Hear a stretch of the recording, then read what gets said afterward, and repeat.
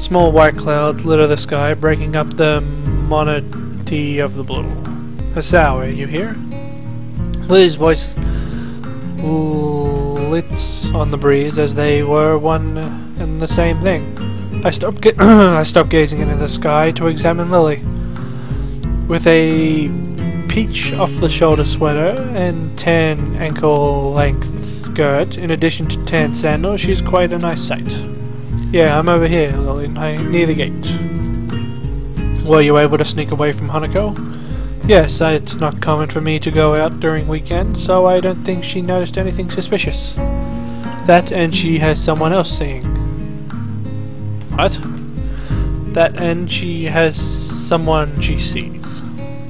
Lily pauses her lips as she maybe shouldn't have continued. I find it a little hard to believe. Hanako seeing someone? Really? No, it's just she has a therapist every so often on weekends. Oh, well, that does make a lot of sense.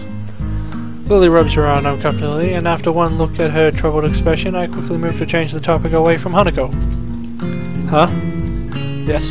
I was wondering, you can get around the city on your own? Lily sighs in my constern surrounding the topic of her blindness. I'm my own worst enemy sometimes. I can, yes. It's easier when I'm out with a friend or my sister, though. I wonder how Lily gets along with her sister. Being an only child, it's hard to imagine what having a sibling would be like, so it makes me a little envious of her. Right, well then, the bus arrives in a few minutes and we should probably get a move on. Indeed, it's a long wait to miss this one. If we miss this one. With that, we set off with the bus stop on the hill. It's only a small distance from the school gate to it's very convenient. So it's very convenient, damn it. It's a nice view from here, coming from the city, and I never really got to see scenery like this, let alone on a daily basis. This area is nice for me as well, as it's tranquil and away from the noises and smell of the city. Lily's head perks up in a trademark gesture of hers, signifying that she's caught a sound. Oh, here comes the bus. I look down the road to see the bus trundling up the hill. Her hearing's quite a useful tool. The bus only takes a short while to reach the bus stop, forcing its way up the road, and within a minute we are on the way to the city. Walking around the city, I feel a distinct nostalgia. The smells, the traffic, the tall buildings everywhere. It's like my native city, save for the raised walkways. It feels a little weird walking around a city as casually as I would in a park, but with cars rushing around underneath me. As I'm busily pondering the engineering marvel that is the raised walkway, I get a surprise. It takes a moment for me to realize that Lily has wrapped her arm around mine, extending her cane in front of her with one other hand. For a moment I'm startled, but I manage to keep enough of a lid on it for Lily not to notice. While it's not the first time that Lily's relied on me, she only held onto my sleeve cuff before. It's logical that it would be easy for her to navigate a crowd in complex areas such as a city while securely linked, but I'm far from being as used to this kind of contact as Lily is. Finally realizing the growing silence between us as Lily waits for me to get moving, I quickly kick my brain into gear. You know, it's quite a surprise that Hanako likes to sing. Have you ever heard her do that before? I have indeed. We've been to karaoke sessions several times along with my sister. I can't say I take to the activity much, but the other two like it. Maybe Hanako doing karaoke is more fitting than I initially thought. Just her and those she knows, all alone in a small room. It would give her a rare chance to let her guard down with nobody else. Oops. Oh well. Maybe it would be nice to bring her into the town for a karaoke birthday party if she likes doing it. I'm not quite sure she would deal very with the sight. I move to protest, but her face shows that she's mulling the proposal over some more. It takes quite some time for her to come to a conclusion. And again, the best thing we can do for Hanako at this point is to try to create some pleasant birthday memories. continually treating her as if she's abnormal won't help. I think you're right. If she has something to remember apart from loss, then maybe she'll come around.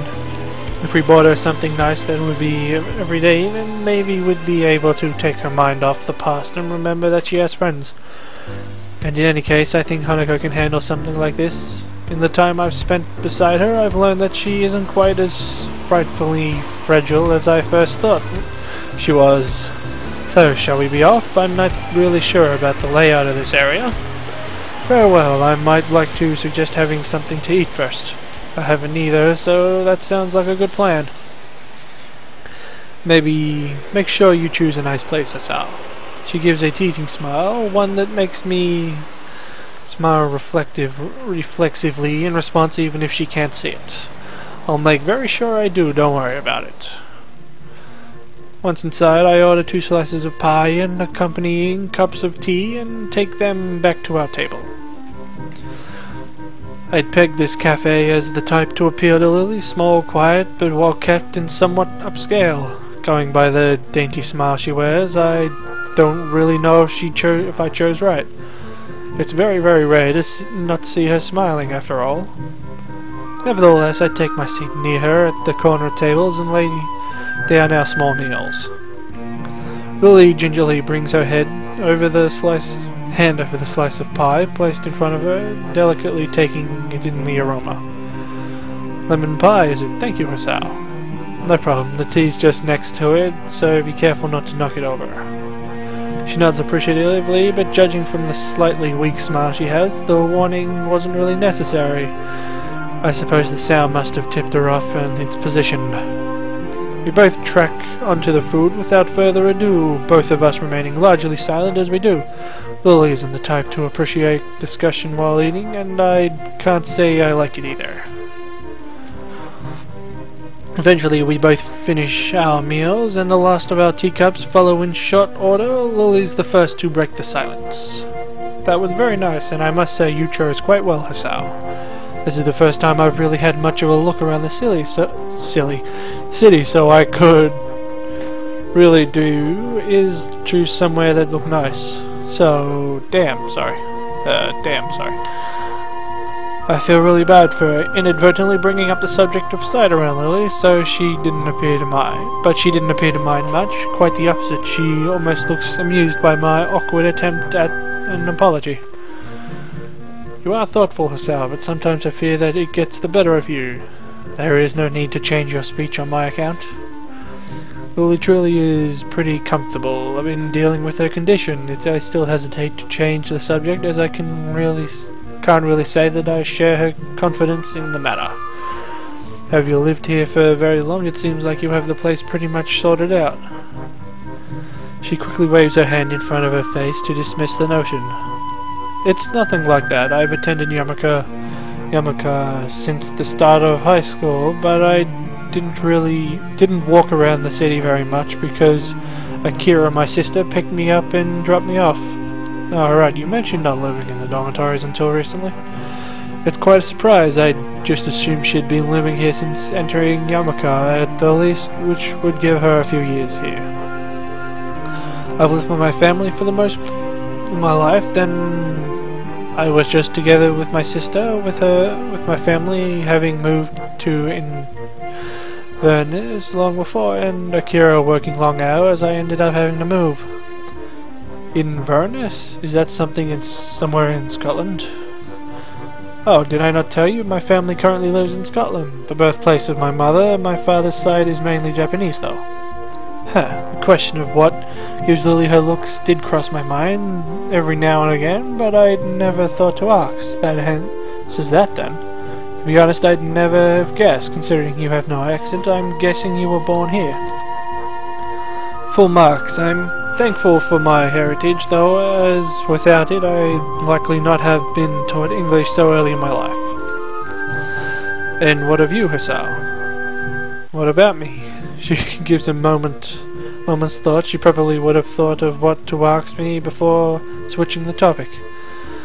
I'll go with, what are your plans for the future? To be honest, I haven't thought about that recently. After my accident and subsequent months in hospital, enjoying my life here with you and Hanako has been enough for me.